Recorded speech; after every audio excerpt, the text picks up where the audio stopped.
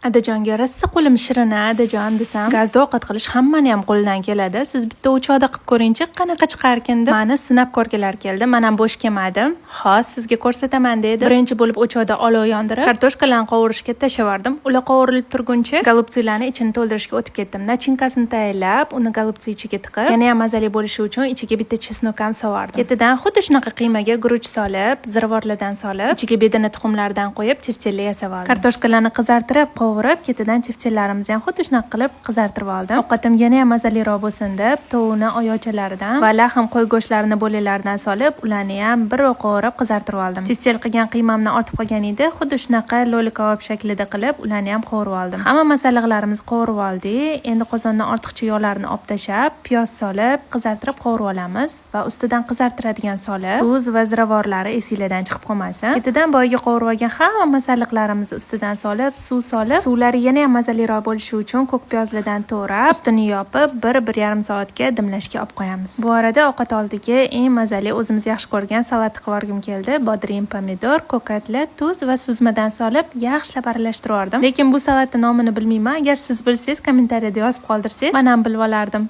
Bu orada ovqatlarimiz ham tayyor bo'ldi. Shunaqangi sochni va mazali chiqdi. Proporsiyalarni bizda yozib qoldiraman. Siz ham albatta tayyorlab ko'ring. Olinglar.